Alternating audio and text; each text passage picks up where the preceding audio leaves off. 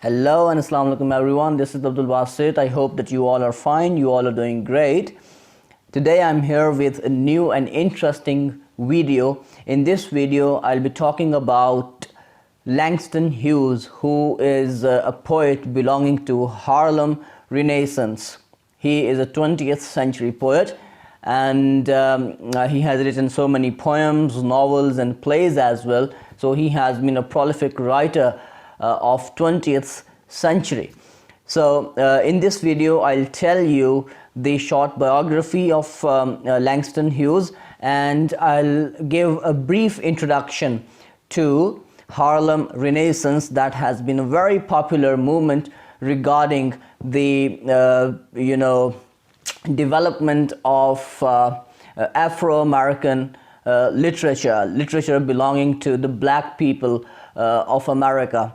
Okay, so at the same time I will read a poem with the title of Dreams, written by Langston Hughes. It's a very interesting and motivational poem.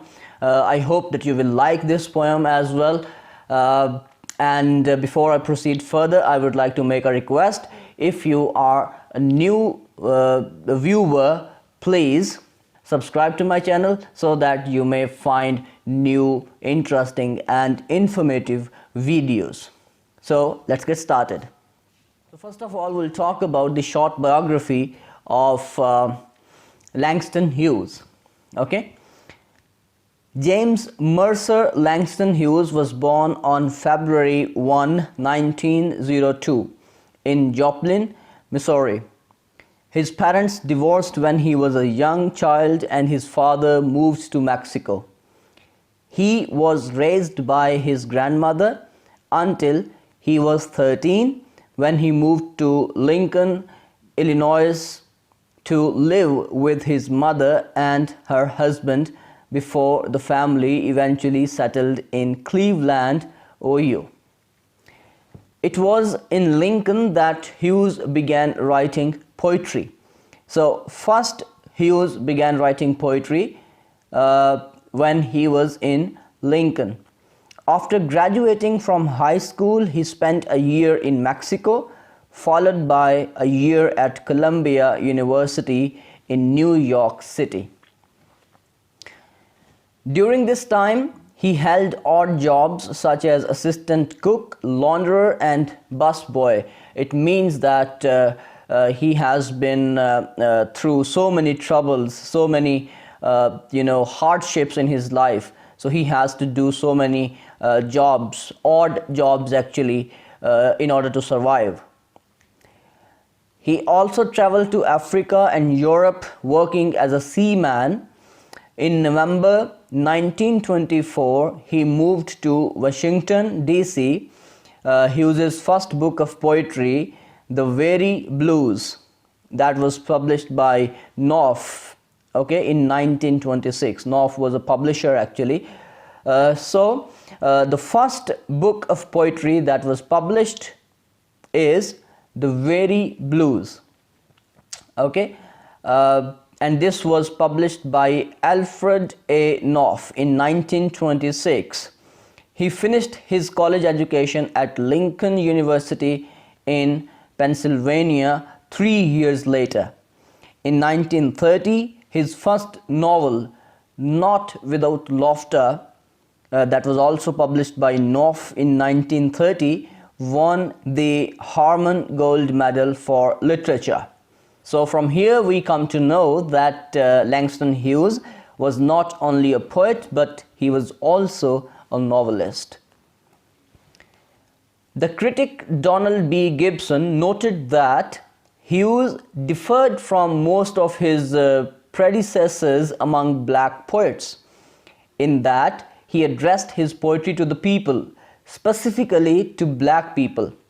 During the 20s, when most American poets were turning inward, writing obscure and esoteric poetry to an ever-decreasing audience of readers, Hughes was turning outward, using language and themes, attitudes and ideas familiar to anyone who had the ability simply to read.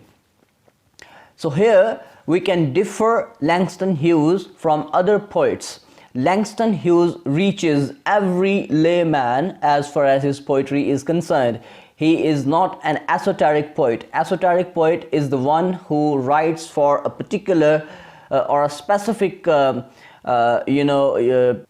community. Okay, he does not write for a specific community. His poetry goes beyond the limits of time and space. His poetry transcends the limits of time and space. He talks to every single man, every common man in the world. Until the time of his death, he spread his message humorously, though always seriously. The audiences throughout the country, having read his poetry to more people possibly than any other American poet. So here we come to know that his poetry has been read by more people as compared to the other American poets. In addition to leaving us a large body of poetic work, Hughes wrote 11 plays and countless works of prose, including the well-known Simple, which is a collection of Simple speaks his mind, Simple stakes a claim, Simple takes a wife, and Simple's Uncle Sam. So these are 4 prosic works that are in a well-known volume of prosic work entitled as Simple. Okay, he edited the anthologies, The Poetry of the Negro and the Book of Negro Folklore, wrote an acclaimed autobiography, The Big C, that was also published by Knopf 1940, and co-wrote the play Moolbone in 1991 with Zora Neale Hurston. So we can say that Langston Hughes was not only a poet, but he was a novelist, he was a prose writer, he was also a playwright. So it means that he was a prolific writer. He has written so many literary works, and his works are acclaimed in the whole world. Now we'll talk about Langston Hughes' death. So if we talk about his death, Langston Hughes died of complications from prostate cancer on May 22, 1967 in New York City. In his memory, his residence at 20 East 127th Street in Harlem has been given landmark status by the New York City Preservation Commission, and East 127th Street has been renamed Langston Hughes Place. So a street has also been given the name as Langston Hughes Place. So it means that he was a prominent and a very important writer of the 20th century and Harlem Renaissance in particular. So since Langston Hughes belongs to Harlem Renaissance, it is very important for us to know what actually Harlem Renaissance is. Well, if we talk about Harlem, Harlem is a district in New York, okay? And Harlem is a place that is particularly occupied by the black people, Afro-American people, okay? Renaissance, as you know that Renaissance means rebirth or revival, okay, but here it means the revival of or the proliferation of black literature, literature of black people, literature of Negroes, literature of Afro-American people. So therefore it has been termed as Harlem Renaissance.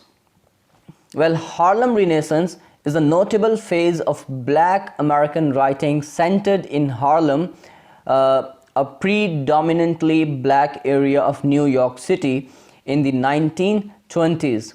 Okay, so Harlem Renaissance emerged in 1920s, announced by Alain Locke's anthology The New Negro in 1925. The movement included the poets Langston Hughes, Jean Toomer, Countee Cullen, and Claude McKay, continuing into the 1930s with the novels of Zora Neale Hurston and Arna Bontemps. It brought a new self-awareness and critical respect to black literature in the United States. Okay, in other words, the term Harlem Renaissance is the term for the flowering of African American literature. Okay, it is a term that has been used for the flowering of African American literature, music, and dance. In the wake of World War I, a half-century after the abolition of slavery, many black intellectuals and artists perceived that the time had come for the final emancipation of African Americans, the recognition of their right to equal status in America's social and cultural life. Okay, so here we come to know, here we learn that Harlem Renaissance was the movement in which the literature of African American people developed. Okay, the literature of African American people got fame, and they struggled for their rights, they struggled for their emancipation, they struggled for their liberation from the bonds and restraints that were put on them by the white people. Okay, so this poetry actually reflects their struggle for their identity and equality with the white people.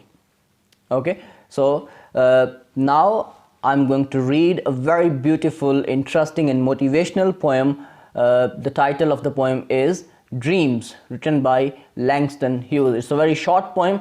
Although it's short, yet it is very symbolic and it is very meaningful, in fact. So let's get started. Dreams by Langston Hughes. He says, "Hold fast to dreams, for if dreams die, life is a broken winged bird that cannot fly." Well, this is the first stanza. There are only two stanzas of this poem, and in the first stanza, poet says, "Hold fast to dreams." Okay, he tells the readers to hold fast to dreams. He tells his readers to cling to their dreams. For if dreams die, because if there are no dreams in the life of people, if there are no dreams, if their dreams die, life is a broken winged bird that cannot fly. So life has been compared with a broken winged bird without dreams. Okay, so it is a very beautiful metaphor. In fact, Langston Hughes has compared the life without dreams with a broken winged bird that cannot fly. So a man whose life is without dreams, a man who does not see dreams and who does not struggle for the materialization of those dreams, a man who dreams but he doesn't have goals, his life would be a broken winged bird. His life would be like a broken winged bird that cannot fly. So it's a very beautiful metaphor here. Then in the second stanza he says, "Hold fast to dreams, for when dreams go, life is a barren field frozen with snow." Again, he tells the reader to hold fast to dreams. For when dreams go, for when there are no dreams in life, life is a barren field. Life is just like a barren field that produces nothing. Life is just like a barren field that cannot yield any profit. Okay, and life is just like a barren field frozen with snow. Well, snow is also destructive. It destroys the greenery, it destroys the freshness of the land, of the field. Okay, so snow here symbolizes death, it symbolizes destruction, it symbolizes the end of life actually. So just like a broken winged is useless, a broken winged bird is useless, a broken winged bird that cannot do anything, that cannot fly, without dreams life also becomes like a barren field that does not produce anything, that does not yield any profit. So here in the second stanza, Langston Hughes has compared the life without dreams with a barren field frozen with snow. So this is another symbol, this is another metaphor actually that has beautifully been used by Langston Hughes. So if we talk about the form of this poem, the poem has been written in free verse, okay, yet there is a rhyming scheme that can be noticed here. The first line is A, the second one is B, third one is C, and the fourth one is B, because it rhymes with the second line that we have marked with the B. Okay, so the rhyming scheme of the first stanza is A, B, C, B. Okay, and if we talk about the second stanza, the rhyming scheme is D, E, F and E, because go and snow rhyme with each other. So as we previously read that Langston Hughes' poetry is not esoteric poetry. He does not talk about a specific community. He does not talk about a limited range of people. His poetry is not limited to specific readers. Okay, his poetry transcends the limits of time and space. This poetry can be read by any person who has an ability to read. Okay, so his poetry appeals to every man. His poetry appeals to everyone in the world. So this was all about today's video. I hope that you have liked the poem, you have liked the video, you have liked the content. If it is so, please hit the like button and do not forget to subscribe to my channel if you have not already done yet. So thank you for watching. Bye bye. Take care.